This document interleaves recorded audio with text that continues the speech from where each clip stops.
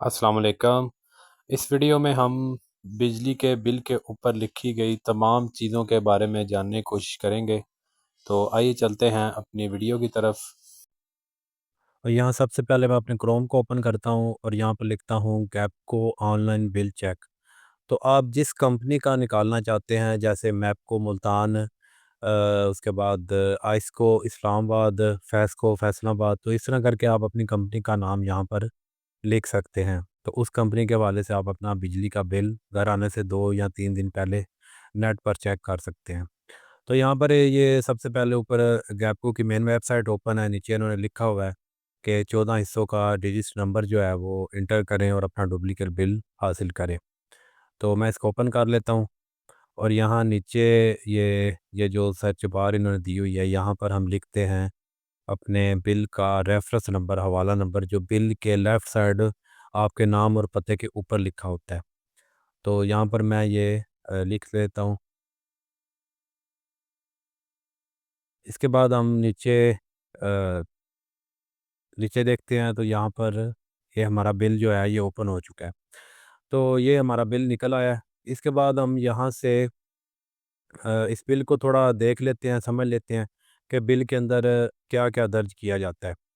Video थोड़ी लंबी भी हो सकती है, लेकिन यह है कि इस वीडियो में मैं आपको बिल की मुकम्मल डिटेल समझाऊँगा।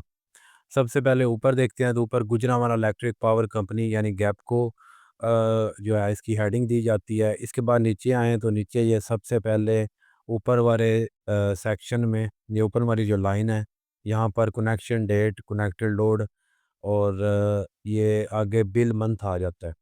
तो बिल मंथ में इन्होंने लिखा हुआ है कि ये जुलाई 2025 का बिल है और इसके बाद आ जाता है रीडिंग डेट। और रीडिंग डेट जो है ये इस बिल की यानी इस मीटर की जो रीडिंग है ये 24 जुलाई 2025 को ही है और ये बिल 29 जुलाई 2025 को इशू हुआ है। और इसके बाद आगे चलें तो आगे हम देखते हैं कि यानी ये जो बिल इशू हुआ है 29 जुलाई 2025 को, इसके इशू होने के बाद इसकी प्रिंटिंग होती है। प्रिंटिंग के बाद ये आपके मुतलका दफ्तर में आता है और वहाँ से बिल डिस्ट्रीब्यूटर जो है वो आपके घर तक लेके आता है। तो इस सारे प्रोसीजर में 2 से 3 दिन का टाइम लग जाता है और इसके बाद ड्यू डेट आ जाती है और फिर नीचे हम आते हैं तो यहाँ पर लिखा हुआ है कंज़्यूमर आईडी। और फिर ये कंज़्यूमर आईडी ये जो आपका रेफ़रेंस नंबर है इसके मुतबादल अगर देखें तो कंज़्यूमर आईडी भी आप कहीं लिखें तो सर्च करा सकते हैं। फिर इसके बाद टैरिफ आ जाता है। तो टैरिफ में यहाँ पर जैसे कि मैं जो अभी बिल मैंने सर्च किया, ये घरेलू मीटर का बिल है, जो घर में बिजली चलाने के लिए इस्तेमाल किया जाता है। A1A इसका टैरिफ है और अगर यही सिंगल फेज़ मीटर किसी दुकान पर लगा हो तो उसका टैरिफ जो है वो कमर्शियल हो जाता है, A2A हो जाता है उसके बाद।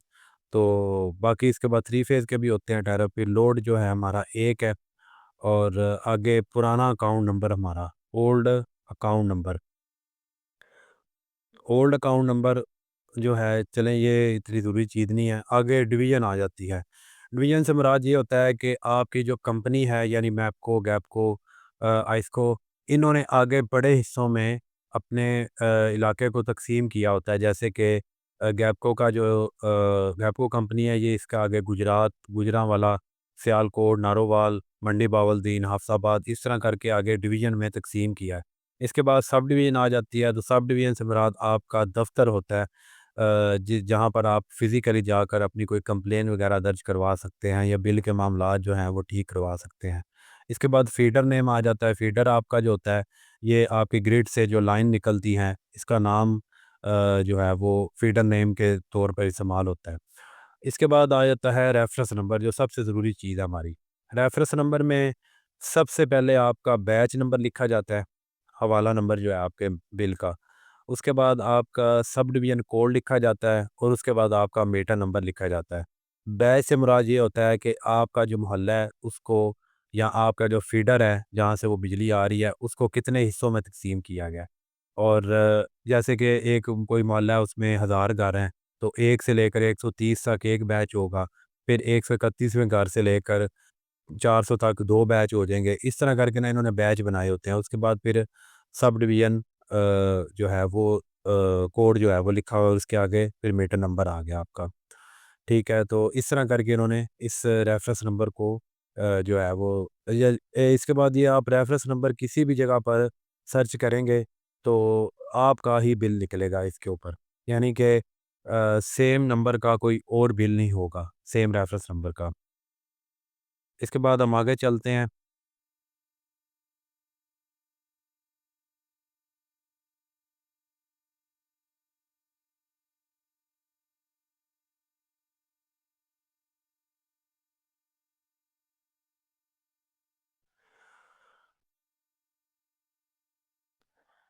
इसके बाद नीचे आपका नाम पता आ जाता है और ये नीचे फ्यूल प्राइस एडजस्टमेंट एफपीए, यानी आज से 2 महीने पहले ईंधन की कीमत का जो रेट है उसके हवाले से आपके बिल में से या तो 2 या 400 रुपया कम किया जाता है या ज़्यादा किया जाता है। तो यहाँ पर 105 रुपये जो है इन्होंने कम किए हुए हैं। और इसके बाद ये आ जाती है आपके बिल की हिस्ट्री। इसमें अभी जो आपका महीना चल रहा है, जैसे कि अगस्त का महीना है, तो पीछे ये जुलाई का बिल है, तो जून 2025 से लेकर जुलाई 2024 तक 12 महीने बनते हैं, तो इन्होंने 12 महीने की टोटल हिस्ट्री दिखाई गई है हमें बिल में। तो यहाँ पर सबसे पहले बिल यहाँ पर यूनिट आती हैं, यूनिट के बाद बिल आता है, बिल के बाद पेमेंट आती है। तो यूनिट में ज़्यादातर लोग पूछते हैं कि ये एलएस और ईएक्स का क्या मतलब है? गवर्नमेंट ने जो नया सॉफ्टवेयर लॉन्च किया है रीडिंग के हवाले से प्रो डाटा कंजप्शन, तो उसमें अगर मीटर रीडर आपका मतलब 30 दिन की रीडिंग है तो वो 28वें दिन आपकी रीडिंग करता है, ठीक है। तो 28वें दिन आपकी रीडिंग करता है, ऊपर 2 दिन जो बच जाते हैं, तो वो रीडिंग जो है प्रो डाटा कंजप्शन अपने आपके पूरे महीने के बिल की एवरेज निकाल के 1 दिन की, तो वो 2 दिन की रीडिंग बना के 30 दिन की रीडिंग को पूरा कर देता है, ठीक है। और अगर वो मीटर रीडर 30 दिन के अलावा 32 दिन यानी 32 दिन की रीडिंग करता है, तो फिर वो 2 दिन की रीडिंग को निकाल देता है। अगर वो रीडिंग को ऐड करता है यानी 28 दिन की रीडिंग हो और 30 दिन की बनाए तो यहाँ पर ईएक्स लिखा जाता है। और अगर वो 32 दिन की रीडिंग हो तो 2 दिन को निकाल दे तो यहाँ पर एलएस लिखा जाता है। लेकिन ये मैंने मिसाल दी है, यहाँ पर दिन ऊपर-नीचे भी हो सकते हैं और 30 दिन की पूरी भी रीडिंग हो सकती है। तो ये प्रो राटा कंज़प्शन जो है इसके लिए इस्तेमाल होता है। इसके बाद आगे आपकी ये बिल लिखा हुआ है जितनी-इतनी अमाउंट है आपके यूनिट्स की, और आगे फिर आपने जितना-जितना पे किया है, इस महीने आपने नहीं पे किया वहाँ पर ज़ीरो लिख दिया जाता है और उसकी आगे फिर आपने जितनी अमाउंट जमा करवाई होती है वो लिख दी जाती है।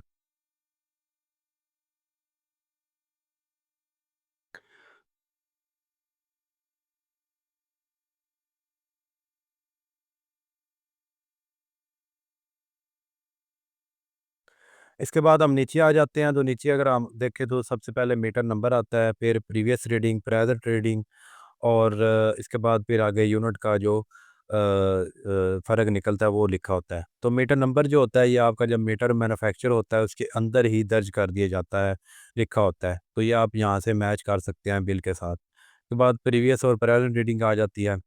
तो प्रीवियस रीडिंग पिछले महीने की रीडिंग और प्रेज़ेंट रीडिंग इस महीने की, जिस महीने का ये बिल आया है। इन दोनों के फ़र्क को निकालें तो यहाँ पर आपकी यूनिट आ जाती है। इसके बाद आगे ये स्टेटस में प्रो डाटा कंज़प्शन अक्सर लिखा होता है बिलों में। नीचे ये गवर्नमेंट के चार्जेज़ आ जाते हैं, ठीक है, इलेक्ट्रिसिटी ड्यूटी, उसके बाद ये कॉस्ट ऑफ इलेक्ट्रिसिटी इस तरह करके। अच्छा, इसके बाद आता है बिल कैलकुलेशन। ये यहाँ पर भी बात थोड़ी समझने वाली है।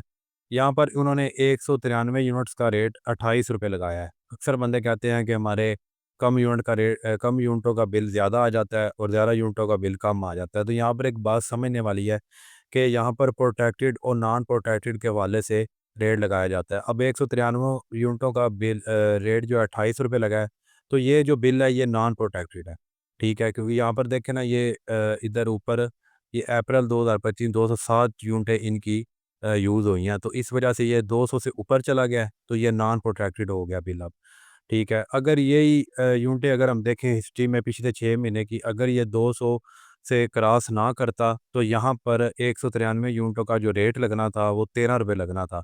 यानी ये प्रोट्रैक्टेड यूनिटों का रेट लगना था यहाँ पर। तो यही बिल जो 6800 आया, ये तकरीबन 2500 के करीब आना था।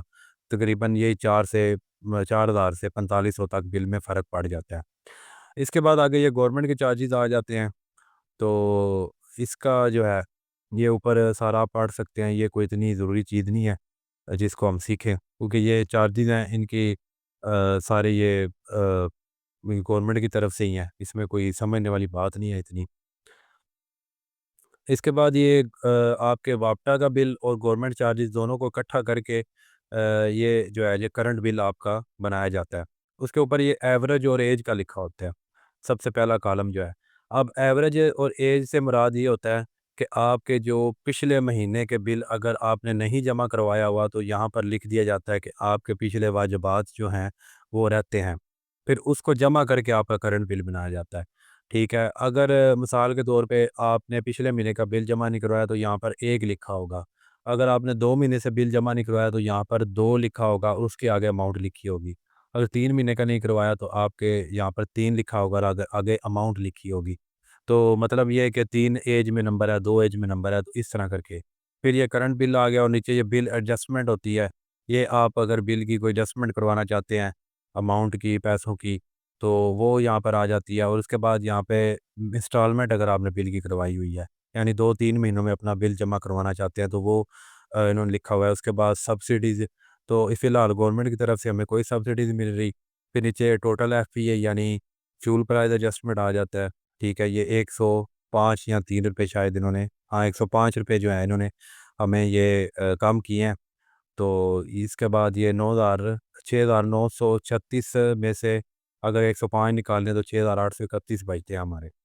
तो इसके बाद नीचे आ जाता है ये आगे अगर बिल ड्यू डेट के ऊपर हम पे नहीं करते थे तो हमें 1 जुर्माना देना पड़ता था, अब हमें 2 जुर्माने देने पड़ते हैं।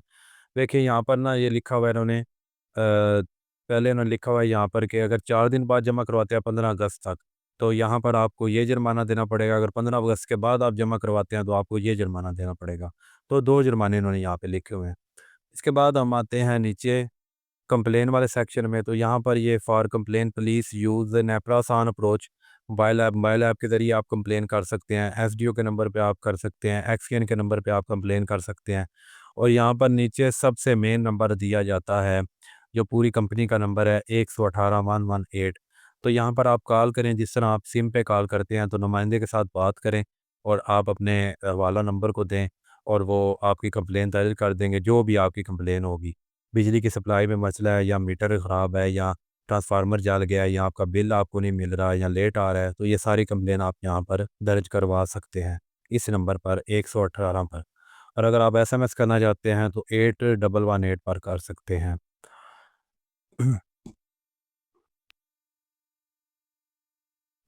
इसके बाद हम नीचे आते हैं तो ये जो रसीद होती है जहाँ पर कट हेयर लिखा होता है, ये यहाँ तो बैंक वाले, अगर आप बैंक में जमा करवाते हैं तो वो रख लेते हैं, तो ये आगे यहाँ पोस्ट ऑफिस में रखते हैं, तो ये सबको पता है इस चीज़ का। नीचे वो ड्यू डेट, रेफरेंस नंबर, और यहाँ पर ये इन्होंने स्कैन का जो है ये ऑप्शन दिया होता है, ये बैंक या डाकखाने वाले, पोस्ट ऑफिस वाले इसको स्कैन कर लेते हैं। और इसके बाद आगे ये क्यूआर कोड दिया हुआ है इन्होंने। ठीक है, तो ये सारे बिल की डिटेल थी जो आपके साथ शेयर की है। इस तरह से आप अपना बिल निकाल सकते हैं और ये तकरीबन सारी डिटेल, इसमें कुछ और चीज़ें भी हैं, इसके लिए मैं मज़ीद आगे वीडियो बनाऊँगा फिर। वीडियो देखने का बहुत शुक्रिया। अल्लाह हाफ़िज़।